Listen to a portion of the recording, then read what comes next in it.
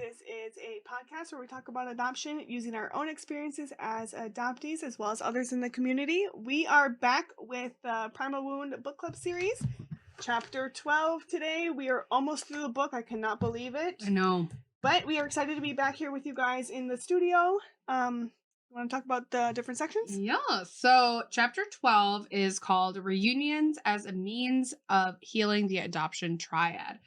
This one is broken down with a lot of sections. I don't know if I need to go into all of them. We'll go into, do you want me to? Should I break them down? Let's just go with ones that we really stuck out. Okay. We'll kind of just talk about or like give the title when we discuss it, because there's quite a lot. There's a lot of sections. So one thing I did want to touch on just in the beginning, kind of, they always have like a little oh, this one has a long intro, actually. Never mind. I had a lot in the intro of this chapter. First thing being, they was talking about, like, you know, they're talking a lot about the healing with the triad and everything, and how, let's see, in the middle of page 151, there was a question of if, like, a adoptive child was trying to connect with her birth mother by, like, I guess she got pregnant at age 16, and she was kind of repeating the pattern. And the thing that I highlighted was, it is often an attempt to condone the original relinquishment, making it legitimate and normal in the eyes of the adoptee. Perhaps a more overt acknowledgement would be preferable to having more and more babies born to mothers who can't keep them. My comment was, generational trauma much? I just wrote, whoa, to the part above that, like, just like The fact just that it was repeating, happening? repeating that. But it talks about how this girl was stood up so proud of saying, like, I don't want to find my birth mom, you know, it doesn't matter to me in a sense. And it was just like, wait, but it's saying how, like, even deep down, when adoptees like just do not acknowledge their need to find a birth mom, they identify with her in some type of way. And it's just so interesting how subconsciously she did that exact thing. Yeah, I thought that was really interesting. I also had stuff on 151. Oh, okay. At the bottom there, of how reunions often seem to be a calming effect. So there's no longer an urge that runs away, or there's no longer a urge to run away from a home or engage in self-defeating behaviors. It is as if the adoptee's been holding his breath all these years and could finally begin to breathe again. There is a release of tension and renewal of life. Reunions can help all the adoptees' relationships, including with the adoptive parents. And I just wrote yes. Did you feel I that? felt that Oh completely. my gosh, that's so interesting. Completely. I was wondering, I was like, Erica? Yes. That's interesting, though. I felt that 100%. Just been holding your breath this whole time, and now you can just let go. Interesting. I just wonder if that's because, like, all parts of the triad are now together, connected somehow. Yeah. Without, it being a little odd. It's still a little odd, but I was just like, yes. I just put yes. I love that you connected with that. I think that's really awesome. Let me see. Basically, the rest of the chapter is just discussing, kind of going into a reunion.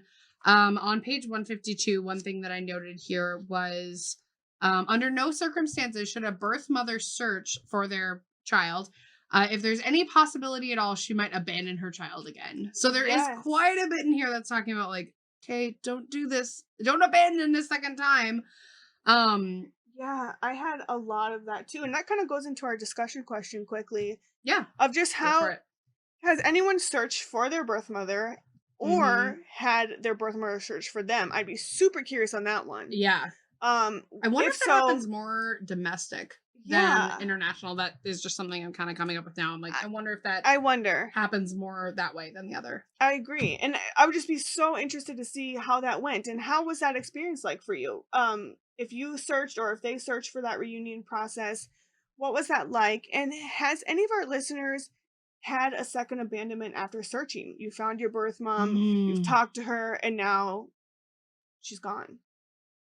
I feel like I've never thought about that before. I think some of the people that we've interviewed over time, a lot of this talks about, like, the honeymoon period immediately after, and then it kind of shifts, and there are some either issues or whatever. But I would be curious if there were to be something where there was an abandonment secondhand, like, after the fact.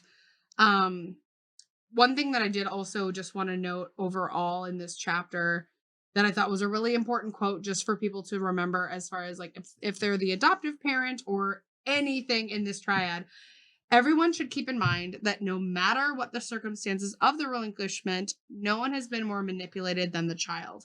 He is Yes. the only one who's had absolutely no control over his life.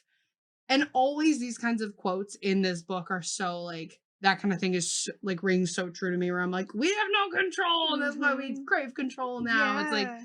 that is something that always sticks out to me. I highlighted that whole part pretty much. Oh, yeah, you really did. The only other thing I mentioned was he's the only one that has to be considered before anyone else. I'm like, Mhm. you know what? Yes. Don't really like to be thought of that way, but I'm going to agree with that for this one. Yeah. Let's see. What do we have next? Did you have anything? I didn't have anything really on the next few sections. I know maybe the bad guy syndrome as the adoptee. Did you have I anything had there? some. Let me see here. I mostly just had that we are seen as ungrateful. Yeah, that was. Which section do you have that in? 153 at the bottom of that 153. Okay. page. The bad guy syndrome, the adoptee as the bad guy. Yes, I had that. And one thing that I highlighted was many adoptees had to find socially accepted reasons for searching, such as a need for medical history, in order to justify an inherent urge to find their roots and their connection with their lost mother. I thought that was really interesting because I get that. Like, I feel like Mhm. that makes sense to me, where I'm like, yeah, you would have to kind of legitimize it, where it's like, But it's so ridiculous. Why not just want like be able to just do the search without being I questioned? think just with the way that it's been kind of a taboo subject to talk about for so long, that it's like, I don't know. I can see why it was I know. questionable. Not because I agree that it's Right, questionable, right, but it's right. just the fact that it's like times have been crazy, like, and the issues that kind of come up from this and the emotional traumas that come from this. Of course you feel like you need to legitimize it. Like Yeah. that makes total sense. Yeah. Um you said that you had something else on the bottom of that, or No, was that yours was more on kind the of next it. page? Okay. Going on to the next page, still talking about the bad guy syndrome. That's one of the sections here. They talk a lot about like different roles being the bad guy, which I thought was really interesting. I did not really anticipate them to kind of pose it that way. Mhm. But that's a big part of this chapter is talking about like the different parts of the triad being the bad guy. One thing on page 154, that I wanted to mention in the middle of that page was our legislative bodies continually assert the adoptive parent's right of possession, as many adoptees who begin to search have discovered.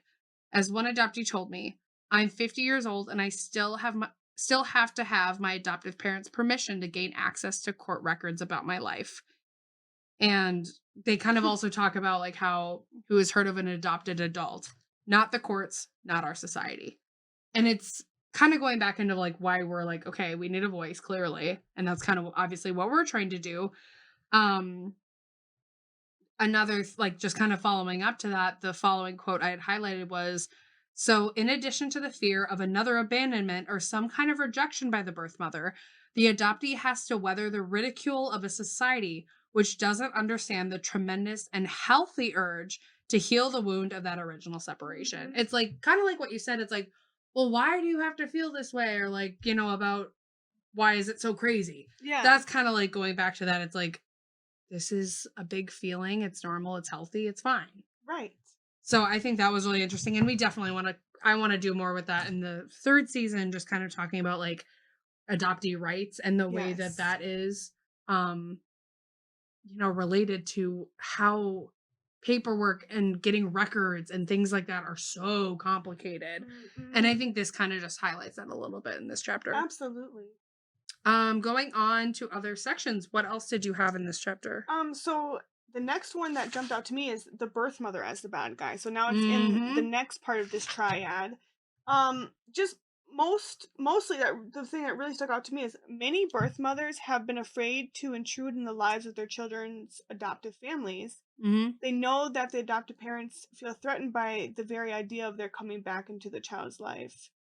And like it also said just, they have no intention to try to replace adoptive parents, but that's why a lot of times they wait until the adoptee is no longer a child before beginning that search, or maybe ever, just because it's like, I don't want to, completely turn their world upside down in a Rock sense. the foundation, Yeah, yeah. so I think that was kind of interesting because I think birth mothers get a bad rep. And it just again talked to the next section, understanding the birth mother. You know, the pain and dilemma for the birth mother should not be overlooked, which I have overlooked my entire life.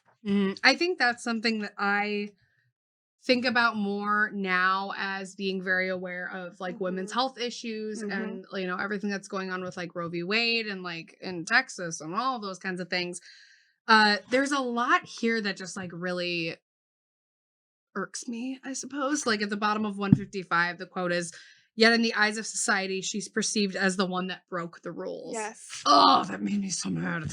And on to page 156, another thing I highlighted was she's often denied access to adequate counseling and feels pressured and even coerced into giving up her child. Like we haven't talked a whole lot about adoption being a business, but like this chapter just kind of like made me boil a little bit where Mhm. I was like, oh, this is so frustrating. Like the fact that this even happens and the fact that this is a huge element for the birth mothers. Like, Yes. ugh! I It just like drives know. me crazy. And it's just, And it goes into a ugh. lot more in depth about how like the stages of unresolved grief for the birth mother. Like Oh, yeah, yeah. she's often unable to experience the child as real or accept the relinquishment as real. So therefore Hmm. she's unable to grieve, you know, and again keeping this secret in too. How can you grieve something that nobody else knows about? You know, like secretly you're doing it, but like it's a big thing to take on yourself. And that was, and I guess obviously, if you don't want to talk about this, you don't have to, but Mhm. that was something that your birth mother went through, right? Yeah, personal experience of that way because she had nobody, which is interesting because today I was just looking on Instagram and she had a photo of like family. She wrote like the Rodriguez family, and I was like, wait, so was this family? I thought we didn't have any, you know, like, Hmm. so I don't know, but regardless, her parents did abandon her, and I do know that, and so like there's that type of unknowns and unable to grieve or like talk to your parents about something so traumatic or even just Or the kids following you. yep. I mean, Or even my birth father, she has no idea who that is. Like she's doing this on her own. So I just felt really different by that. And another part that really stuck out to me is although a birth mother may be dealing with this pain and grief, she cannot undo what happened and must work through the grief and learn to accept her history.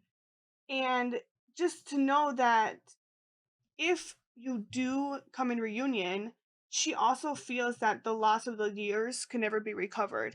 And I have never thought about that. I just wrote like never gave into this thought that she would feel the same way too because I felt like, man, she's hmm. missed my birthdays, my graduation, my prom, you know, like all these different milestones.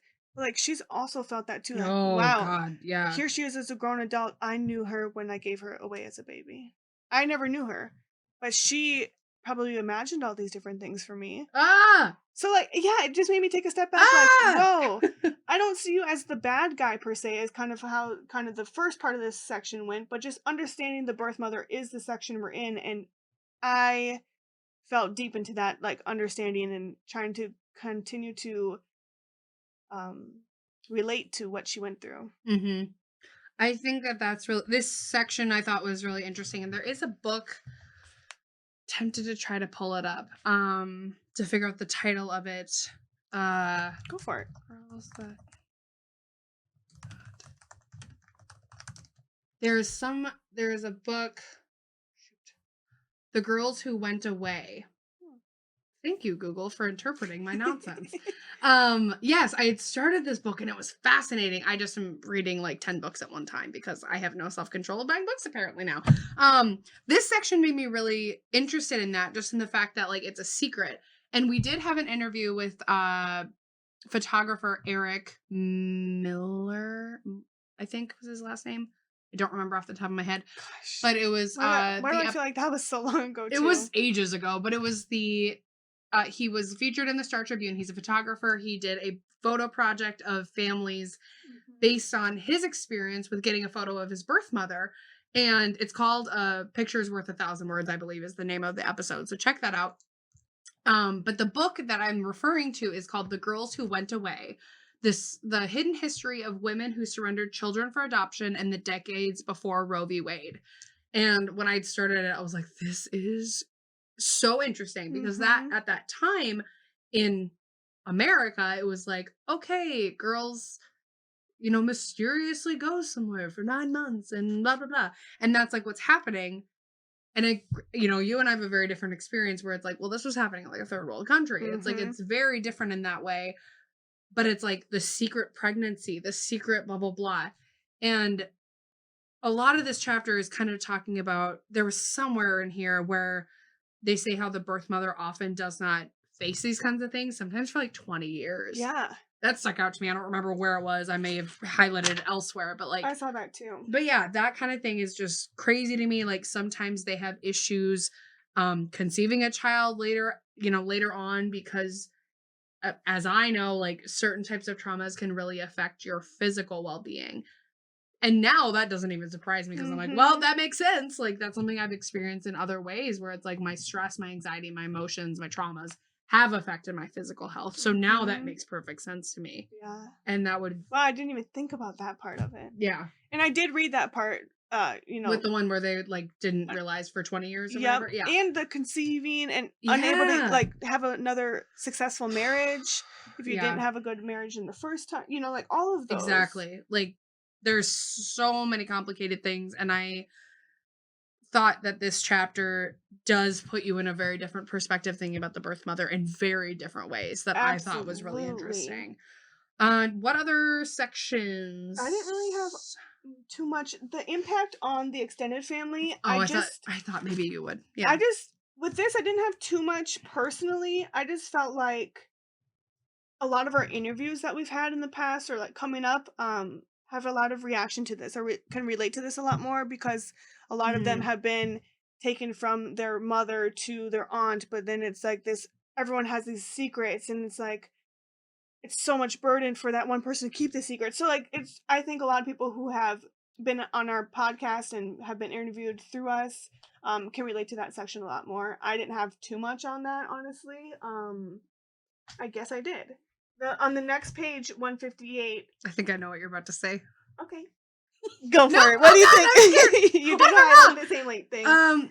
Most, when they do learn of her pain, wish they had been told so they could have supported her during that difficult time in her life. Yeah. Ugh.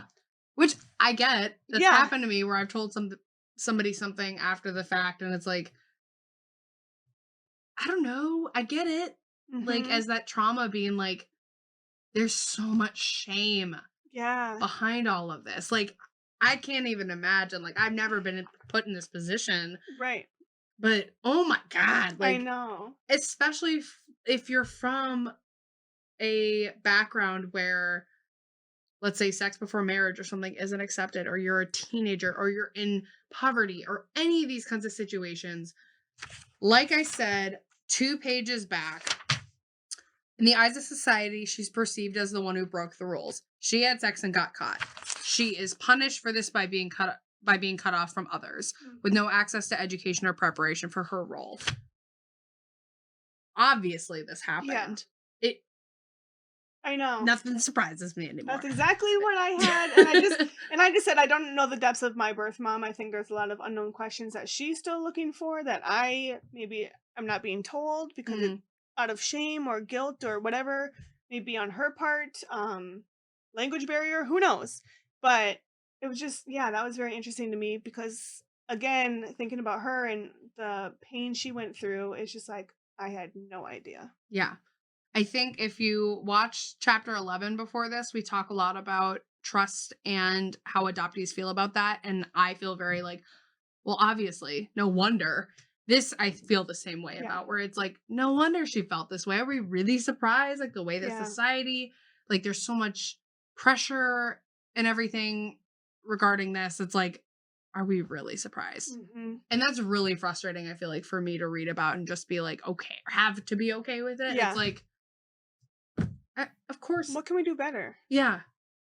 I feel like that shouldn't be rhetorical, but it kind of is. But it's like, I want the answers. Yes, like, I don't have the answers right now, but maybe I don't know. It's we solved a lot of problems last chapter. I know. Maybe we can crack the I'm trying. case. I know. We can crack the case this time. I bet we can do it.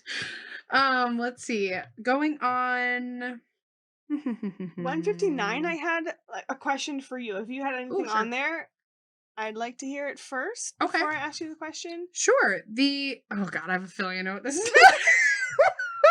Oh my You God. can read my mind. I know, we both just had a moment this chapter.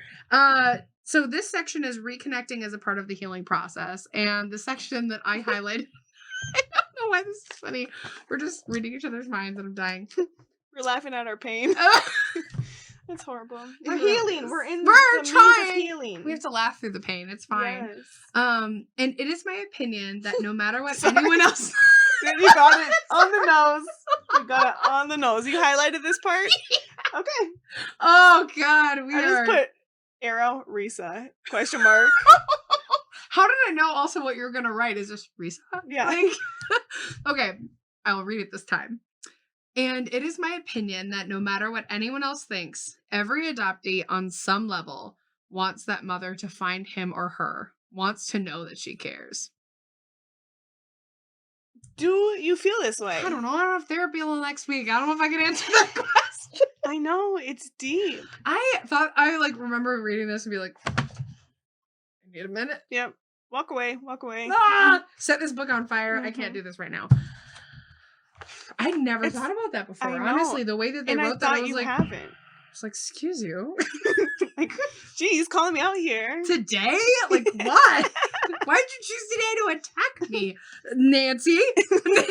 You gotta look her up. Nancy! I should find her on Facebook. I was like, ma'am. So after that section that you just... All I did was highlight it. I didn't even, think about it. That's the problem. Well, now, really dig deep. Like, have you ever felt in some aspect that you just want to know she cares? I don't think I've ever thought that before. I don't think I've ever thought about that being like, I hope she at least cares that I'm doing well. That's never crossed my mind. Ever. Like, do you ever wonder, if she thinks about you or any of that?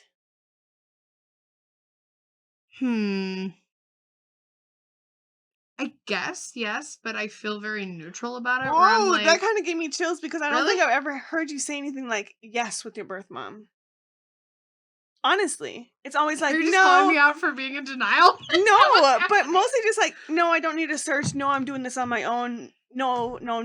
So, I guess I just yes wonder is if kind she of even whoa. It's more so just the fact that I'm like, do I wonder if she's in total denial? That's kind of what I more thought about with this chapter. Was just like, am I just like, I don't know, maybe I'm thought about once a year, on my birthday or something. Like, is that all that it is? I guess it's more so I don't know. I guess what's kind of confusing is thinking about my process with it versus hers. I'm like, I don't necessarily think about her all that much, except for when we're talking about this, honestly, and just being like, man, this must suck. Yeah. And I'm sorry, but it's true. And just thinking about it in general, in such generalized terms, I don't think about her necessarily specifically, except for when I'm like, I don't know, I'm tangent time. I'm on this really weird group on Facebook that is Find Your Doppelganger. And people are always like, oh, people look like this. And I haven't been brave enough to post myself and be like, what do I look like? Because first of all, it's oftentimes celebrities. But sometimes people are like, you look like this person I know. And I'm like, I've said recently, I don't remember to who, but I was like, I don't know what I would do if I saw someone that looked like me. Would I know it? Would I realize it? Would I see it? Would they see it? I have no idea. Those are the kinds of things I think about. It's very much less specific to what's she like, what does she think about, her how am I in relation to her, blah, blah, blah. It's very much general, but I am, I guess with this kind of thing, wondering, does she think about me? I'm like, I don't even know if I... Yes, but I can't say why. Yeah. Or when, I don't know or where. Often. Or how. Mm-hmm. Or what part of me is wondering if it's I don't know. I guess my cynical self is just does she have a medical issue? It's oh, I probably should have told these adoptive parents that she's going to be screwed at whatever age. Those are the things that I think about because I've had so many medical issues. Granted, now I've kind of figured out that's probably just more of the emotional trauma manifesting. It's fine. But like with all of this, it's just very generalized.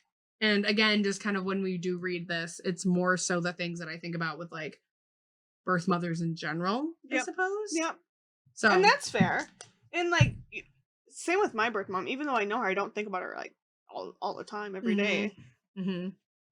Maybe sometimes never, you know, until like she commented on our post today. I was like, oh yeah, that was different. Yeah, I know, that was like, yeah. Oh, so like, I forgot to read. It doesn't really surprise me that it's not like, oh yes, yeah, you know, it's just kind of like every once in a while, sure. And I guess like every adoptee, you would think about it. I think it's also for me the fact that it just like, I know this person had to exist. Yeah. It's just the fact that they're this figment over here that just happens to exist. And that's the reason I exist. Like, and there's not really much more than that. Yep. So. Yeah. Interesting. Okay. I just wanted your opinion on that. I'm glad you already knew where I was going with that. I know, that's so funny. Now had 2 of those where we're like, did you highlight this too? I had a feeling. Like, yeah, we're on the same. You put Eric, I put Risa, like, thank you. Ma'am. Yep.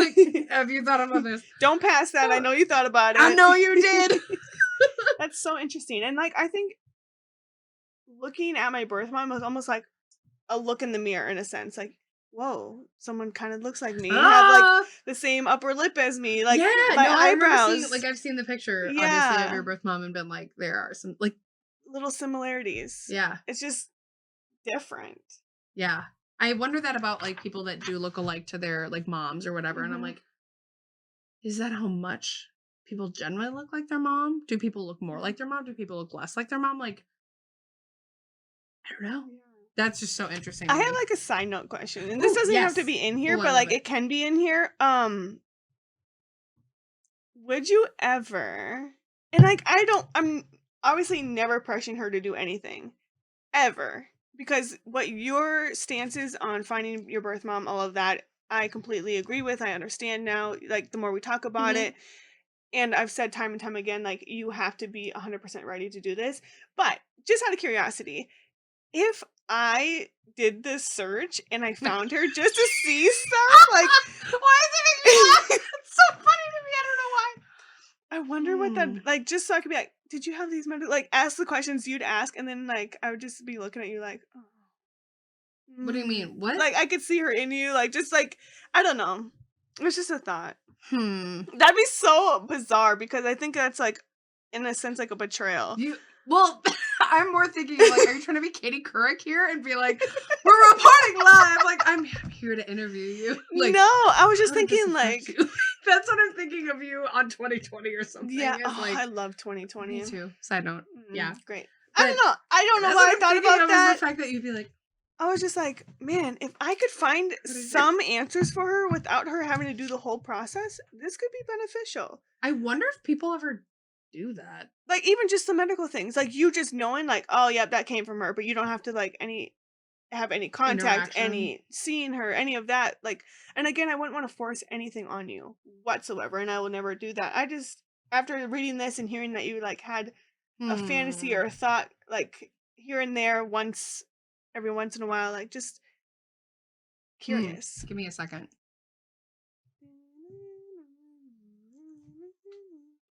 I just think that'd be really weird, because I don't think you want to do it, but what if someone did it for you? Honestly, the thought of it didn't make like my stomach flip, didn't make me like nervous, didn't make me excited. It was kind of just like, sure, if you wanted to. But that's kind of But it's more so just the fact that I'm like, I don't give a crap. Yeah. But that's kind of how you feel about the whole thing. It's just kind of like, what's the point? What's the point of it? Yeah, in a sense. I just like, I'm not finding, originally like not even a couple years ago, a longer time ago, when I was starting to have like medical mystery stuff, like the like muscle condition that I had in high school and in college, like that was more of a question. Like that to me seemed more hereditary than the issues that I've had more recently. Like this seemed more sort of trauma related. I don't really know though. Like honestly, like any of those kinds of things, you know, they've kind of said like my immune system is a little bit fragile just because, and that's what's crazy is like it's often these really weird things that can like creep in. rather than like my immune system being susceptible to like common colds or flu or COVID or something like that. I used to, knock on wood. Thank you. I used to really wonder, God, I'm gonna get COVID tomorrow now. Just wait. I used to really wonder, like, oh, I wonder if they, would have had these medical conditions. But then I kind of started to realize, like, okay, but they're in Colombia. Like, the medical stuff is That's what I was nothing like thinking. it is now. Nothing compared to the access and privilege that I have now. They wouldn't know. There's literally nothing that they could have told me anyway. So it's like kind of moot point at this point. So, and who knows if she even knows? That's what I'm saying. Is like the medical accessibility there. So limited. Yeah, like I've had really good luck with really good doctors. So like even that here in domestically isn't as accessible to everybody. I just happen to have that now. So, I don't know. I don't think I would do it because, like, I'm bad with secrets, so I would tell you everything. You are terrible with secrets. That is, thank you for admitting that finally. You're always just like, I can keep a secret if you tell me to. No, I can. Like, if I really, really have to, I can keep a secret. Yeah, don't play me. Secret. I can. I haven't told you your Christmas gift. We talked about this today. Secret. I try to trick you. You're full of crap. I don't even know. You're full of it. That is not accurate. But no, I can keep a secret if I really have to. But like, if it's something big that like you might benefit from, say Christmas presents. That doesn't even matter. You can tell me. I'd be like, makes sense. So you wouldn't care. But like, I want it to be a surprise. Oh my god, you were so funny. Anyway, I just don't think I could do it. But I was just curious. It's like I'm starting to have faith in you, but I'm also just like, well, Erica. I would just be so excited, like, come on, you just want to see your picture. But like, when something terrible happened, you'd be like, so yeah, it was fine. I'd be like, Erica, why are you being suspect? Yeah. Like, what's going on? I couldn't take on that for you. I've already done it myself. I'm done. I am not done. A second try. No. But I was just curious. I've never heard of that happening, and I don't think I haven't either. But that's a really interesting perspective. Yeah, just to think it just about. popped in my head. That was way longer tangent than we expected. Anyway, the next section: search and the adoptive mother. I had a couple things noted. So did you? Sorry. Yes. Let's see. Okay, the one thing that I highlighted as far as the quote, talking about the adoptive mother being kind of resisting, their adoptive child wanting to search. What I highlighted was, after years of struggle and constant turmoil in the home, after the aching agony of witnessing their children relate more easily to everyone else's mothers than to them, it's safer.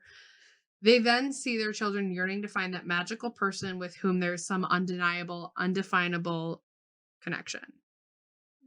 I thought that was really interesting, and especially the comment about relating easily to everyone else's mothers than to them. I was like, oh my god, I get it. Like, yeah, because I do have like my friends' moms from like high school that I'm really, really close with, especially now where I'm like, I've known them for 15 years at this point. Like, we're really close. But the thing is, we were close then too.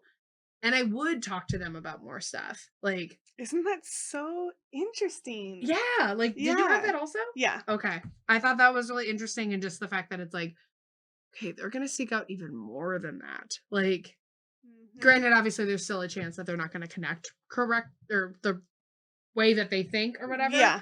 But, I get where that comes from. I definitely had that like aha moment with that whole sentence that you just read too.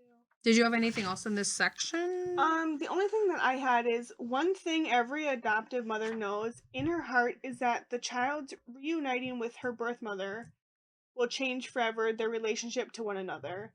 That's the unknown, and that's what makes it so scary for the adoptive mother. And for me, the guilt just came back for a second of me doing this whole process, or me doing that process back when I was 18.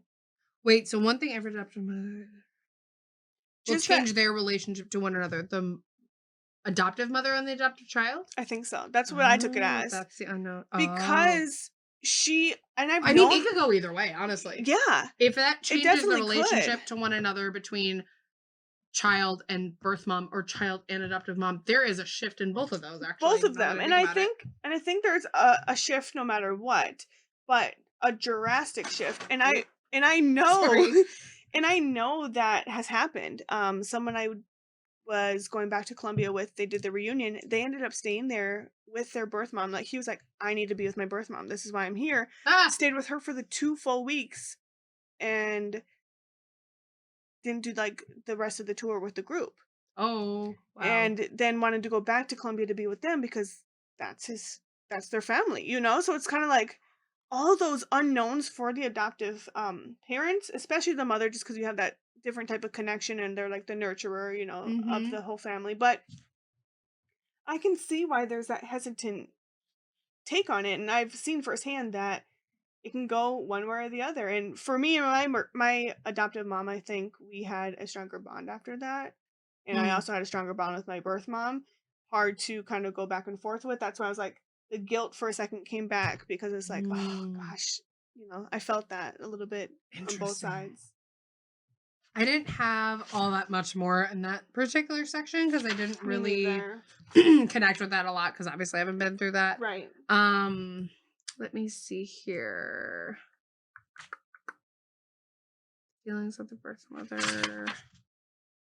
Um, oh, one thing I just wanted to kind of notate in the section of the feelings of the birth mother towards adoptive parents, Mhm. page 164. That again, this is something that, like, talking in season 3 that's going to be coming out in January 2022. I want to talk more about the um adoption as a business, basically, and that being an issue. One thing I highlighted here was the quote, socioeconomic status is often the number one criterion for selecting these parents, not their understanding of the issues or their psychological slash emotional readiness for taking on this responsibility. I thought that was very much worth Mhm. noting, where it was like, ugh, Yeah. I mean, Yeah. I know. And I think mm, this section was really good. Kind of 163, 164. I just said they had a really good points in this section. Nothing I'm gonna dive deep into, but I think it's definitely worth reading that section for sure. yeah, I guess there's not really much I can go into on that. Is just kind of something that I think is worth talking about Yeah. and something that I want to talk about more in the future. So, Yes. For sure. um, Oh, at the bottom oh of yeah, 164 is where it says, um, women in her office 20 years from now, oh yep, when the realization of their loss finally catches up with them. And that's kind of the part that we were talking about earlier with the birth mom. It takes time for them to finally like realize and heal and like come to terms with what just happened all that time ago. not even Not like even what just not even just happened. happened. What Yeah, what happened two happened. decades ago? Like that's crazy. Yeah. Ah. Oh goodness. We're exhausted. This chapter was a lot. It was. And again, during this whole book, it's a lot to process, and we take weeks in between each chapter. We take time to just check in with each other. If you're reading this and need just someone to listen to or just take a breath with, hit us up on Facebook, Instagram, anything. Mm-hmm. We can hop on a call with you, kind of go through it with you if you're having issues. We are there to support you guys. And that's the main part of this, our healing and your healing. Exactly. And obviously, like with our conversations with all of these, we try to make it like, you know, a good combination of, I don't know, keeping it lighthearted, but at Mhm. the same time talking about the serious issues. And I think a lot of that just comes from the fact that we want it to be a normal conversation. We Yeah. want it to be normalized. We want it to be comfortable. So, you know, that's why we are always trying to make sure that it's a casual kind of Yeah. conversation. And obviously, making sure that you have this kind of relationship is really important as an adoptee. So I obviously Absolutely. encourage you guys to connect with each other. If there's somebody in our comments that you want to chat with more, you know, you can always ask to see if it's okay to send them a message. Yeah, and everyone's so open in this community to help one another. Yeah. I And to felt just talk so about it. welcomed by the adoptee community, and it just feels amazing. So I think you should definitely Mhm. just put your foot out there. I know it might feel awkward or feel a little weird at first, but it feels so good. Mhm. Kind of once you do so. Exactly. So I guess moving on to further, let's The see here. adoptee Oh, caught in the middle. yep. Do you want to Are go you with this doing the one? first I sentence don't know. too? Yeah. Ugh, uh, I knew it. Well, go for it. all right. First sentence in this section, the adoptee caught in the middle. The adoptee, meanwhile, is often caught in the middle and feels guilty for everything that's happening. Trying to say it better myself. I know. Guilt, guilt, guilt. Mm-hmm. Yeah, I mean, we've talked about guilt and shame. Like that is Yeah. very prevalent. Whew. Yeah, this is a very interesting section, just kind of trying to please everybody, but also feel comfortable by both parts of the triad as well. Like another thing that It's that I difficult. highlighted was the fact that sometimes adoptees are afraid of their adoptive parents willingly helping them to search, because there's a part of them that feels threatened by that idea, saying, if my adoptive parents are so willing to help, do they really care about me? Are they trying to get rid of me? I I was put like, good lord, this is so complicated. I Like, know. whoa. And I never felt that way with my parents being like, we're I never open to even thought that. of that, Yeah, honestly. we're open to that. And yeah, I've never thought about I that. can see why that would creep in though. Yeah. Like, Oh, for sure. God, that's Because then complicated. another type of like, okay, once I do find them or do that with them, are they going to abandon me now because here you've gotten this family back? Or who knows what's going Hmm. through our minds? But I it's mean, if you were very to do, let's interesting. say, a flow chart of the possibilities with searching, Oh, can you God. imagine the billions of branches that would come from that? Yeah. Like, it's endless. And things This we've is never one of even them. thought We of. haven't probably even thought of Yes. like most of it. Yeah. And this is one of those things that I'm like, oh my God, where would Mm that branch off? Like, that would just be hmm. Mm crazy. hmm. Gosh. Oh, let's see. The last section here. Sorry, I'm just checking to see Nope. if I missed Go anything. for it. Last section being healing the triad. I didn't highlight this. Did you highlight this? I did. Okay, I was like, wait, I highlighted nothing, but it's highlighted in our thing. Yeah, it just talks about it would be Nancy, who wrote the book's recommendation that all triad members honestly look into their own souls and access what they're truly feeling, and just pretty much that these feelings do not have to be denied or apologized for. Just everybody in the triad does have to heal. Everyone's going through a different part of loss, trauma. We are going through a lot more with that compared to a lot of. I don't even like to compare it because it's different for the birth mother, adoptive parents, and the adoptee. But it also just talks about how, you know, the painful experience is happening for all three sides of the triad, and that reunions can play an important part in that healing process. And for me, I can definitely attest to that. I felt like that process was life changing for me. That was my step to healing, and it took some time after to kind of come full circle of understanding and accepting what I do know and what I do not know. But that was a huge process for me, and that was a huge part of my healing. And kind of that's all I had for this section. I think chapter 13 is the reunion process, and I think that's going to be extremely beneficial for me, just kind of, Mm-hmm. kind of going into that, because I know reunions are very emotional. So I think that'll be a great play off of this chapter, so stay tuned for that. Otherwise, I didn't really have any much more after that. No, the only other things, I guess as far as like our discussion Hmm. question, um, asking again just if anyone has searched for their birth mom or had their birth mother search for them. That is definitely something that we have not talked about. What was the experience like? Have any of our listeners had a second abandonment after a search? So we'd love to hear from you if this is something that's happened. Like, if this is something we can touch on so that we can kind of raise that awareness so that people have that support and like realize other people have gone through this, validating their Yes. feelings, all that kind Hmm. of stuff. Please contact us. We would love to hear from you. Um, Otherwise, as far as the chapter, how did you feel overall? I felt like this was the beginning stages of like reliving those emotions of when I first wanted to search, kind of the guilt Mm, of not wanting to do it because of my adopted parents, wanting to do it because of my birth mom, not wanting to do it because of the guilt that I was feeling as the adoptee, as the bad guy, as the different bad guys throughout the whole triad section. I just felt like mm-hmm. it was a it was an interesting take back, and I did my search years ago, like set. Almost a decade ago. Oh my gosh. I just aged you. I'm so sorry.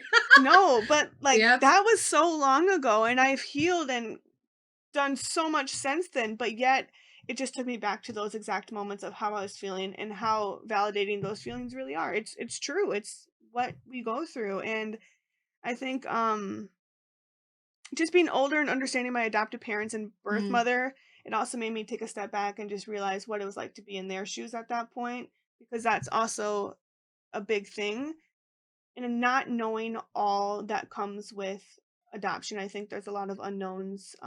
Regardless if open, domestic, international, there's always Mm-hmm. some unanswered questions or some unknown whys or medical history, whatever the case may be. I think the biggest thing for me is I don't have all the answers. So healing myself is the best that I can do. And I just hope that everyone else in the triad, everyone else going through adoption, wanting to be hopeful adoptive parents, start that healing process as well. What about you? Interesting. You had a Very very different take I on this than I did. I did. I did. know that for a fact. Yeah. Yeah, this chapter I thought a lot about, not necessarily my birth mother, kind of just like as a whole conceptually, Yeah. birth mothers and the things that women go through in this particular kind of situation. This made me so much more connect with the adoptees, where their pain manifests as wanting to fix or remove the system in relation to adopting existing. Like, I've always understood to a certain extent why that feeling exists and why adoptees feel that way. But in this particular situation, I'm like, oh my God, no wonder they don't want it to happen ever. Like, there are there's a lot more that we didn't go into because I would have had to read the entire section for you guys to kind of understand where I'm coming from with this. But a lot of with the birth mother part of the triad, there's elements of birth mothers being coerced into having to do this and the reasons for that and the way that the levels of, like, I don't know, how poverty kind of affects this and like how inequality affects this and how so many different things affect the fact that this even exists and that there, number one, aren't resources for, I don't know, kind of like we talked about last chapter, the fact that I think, adoption agencies should be doing more to heal these like the entire triad. They should be doing more for that. It's kind of the same thing, kind of on the opposite side, because it's talking about like, okay, well, adoption wouldn't have to exist if this existed. Like, if there were to be more resources for people that are having these hardships, like, it's starting to be something that I don't understand, where I'm like, how is this okay that we're not able to do this for people to prevent this to be happening? Like, obviously I wouldn't necessarily change anything with my life, but at the same time, it's like, I get where this anger is coming from now. Absolutely. Where people are like, we should abolish adoption. And I'm always just like, that's a lot to be asked and there would be a lot to be changed. But I'm like, shouldn't there be a lot to be changed? Like, shouldn't we change a lot maybe? So, I don't know. It was a complicated chapter. I thought the talking more about the triad was really interesting.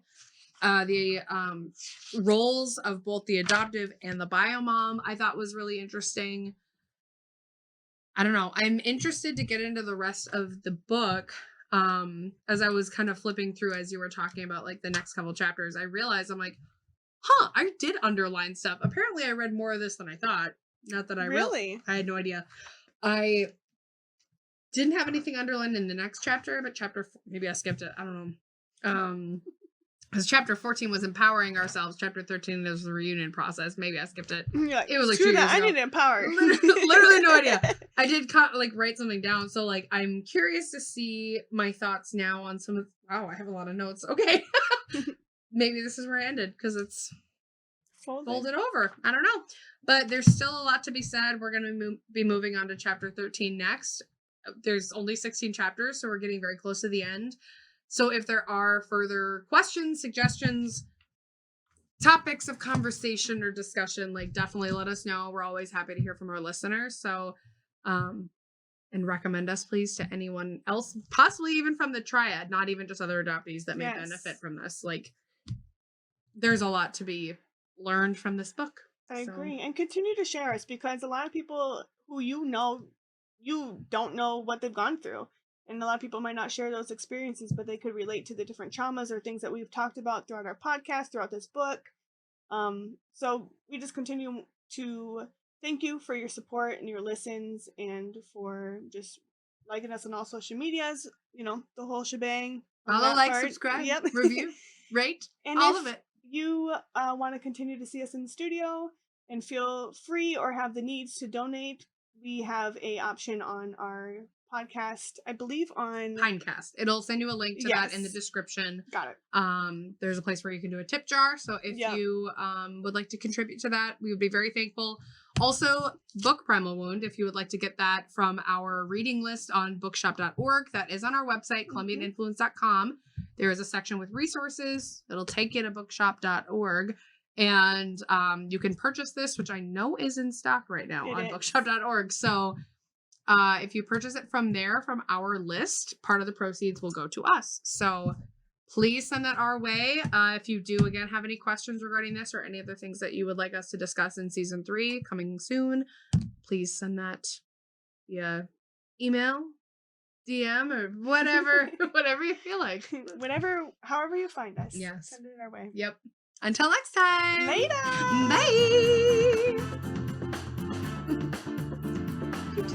Bye.